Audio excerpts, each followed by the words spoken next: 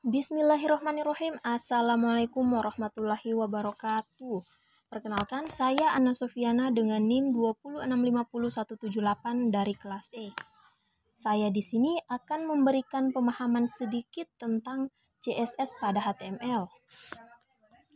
CSS itu adalah singkatan dari Cascading Style Sheet.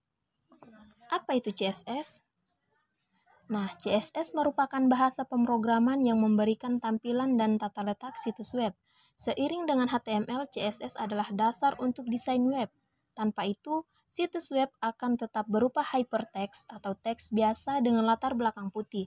Halaman website sebelumnya sangat terbatas dari segi bentuk dan fungsinya sebelum ada CSS yang dikembangkan oleh World Wide Web Consortium atau W3C. Ada beberapa kemampuan yang dilakukan oleh CSS terhadap halaman website. Yang pertama, menentukan warna dan ukuran teks dan tautan. Yang kedua, menerapkan warna ke latar belakang. Dan yang ketiga, berisi elemen halaman web yang menyusunnya dalam kotak, kemudian dapat disusun sesuai keinginan. Yang keempat, ada CSS mampu menempatkan style dalam halaman style, dan untuk pertama kalinya halaman web dapat dirancang. Kemudian ada beberapa jenis-jenis atau tipe CSS. Yang pertama ada inline CSS, yang kedua internal or embedded CSS, yang ketiga ada external CSS. Yang pertama kita paparkan inline CSS atau CSS sebaris ini berisi properti CSS di bagian body yang dilampirkan dengan elemen yang dikenal sebagai inline CSS. Jenis style CSS ini ditentukan dalam tag HTML menggunakan atribut gaya. Yang kedua ada internal or embedded CSS. Internal or embedded CSS atau CSS internal dapat digunakan ketika satu dokumen HTML harus ditata secara unik.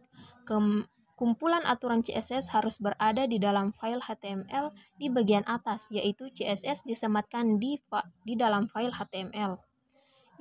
Yang ketiga ada external CSS.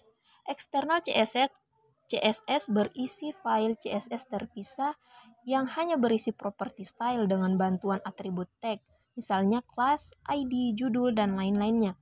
Properti CSS ditulis dalam file terpisah dengan ekstensi CSS dan harus ditautkan ke dokumen HTML menggunakan tag tautan. Ini menunjukkan bahwa untuk setiap elemen style hanya dapat diatur sekali dan itu akan diterapkan di seluruh halaman web. Kemudian ada manfaat CSS atau Cascading Style Sheet untuk website. Yang pertama itu memecahkan masalah besar.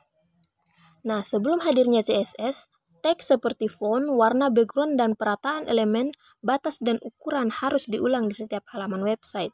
Hal ini membuat proses coding menjadi sangat panjang.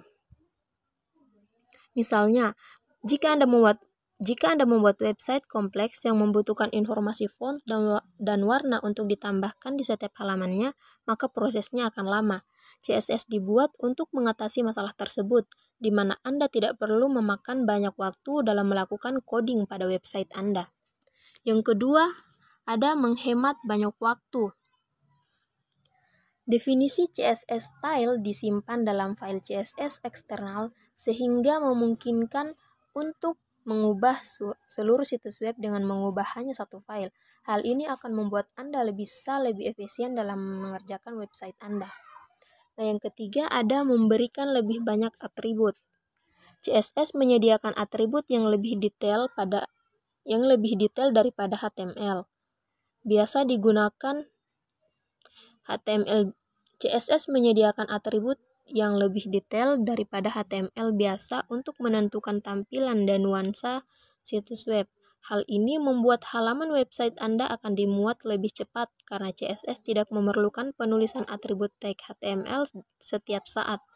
CSS memiliki aturan di mana penulisan untuk tag hanya sekali, yang selanjutnya dapat diterapkan untuk semua kemunculan tag yang sesuai. Jadi, ketika Anda menggunakan CSS akan lebih sedikit kode, yang berarti mengunduh menjadi lebih cepat. Kemudian, yang keempat, ada perawatan situs web lebih mudah.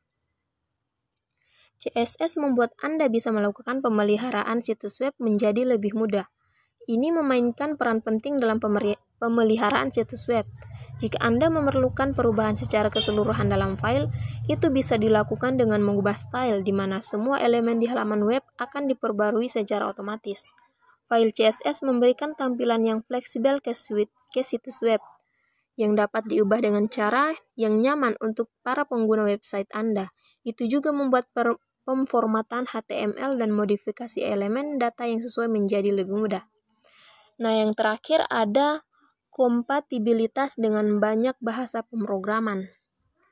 Kompatibilitas beberapa perangkat CSS kompatibel dengan versi bahasa yang lebih lama sehingga Anda dapat menggunakan CSS dengan versi bahasa sebelumnya. Karena itu, jika aplikasi CSS dikembangkan dengan versi bahasa pemrograman yang lebih lama, dan jika Anda menggabungkannya dengan perbaikan baru, maka CSS dapat dengan mudah diimplementasikan dengan perubahan yang sesuai sehingga dapat berhasil memperbarui kode yang ada. CSS memungkinkan konten dioptimalkan untuk lebih dari satu jenis perangkat. Nah, sekian pemahaman sedikit mengenai CSS. Terima kasih sudah menonton. Wassalamualaikum warahmatullahi wabarakatuh.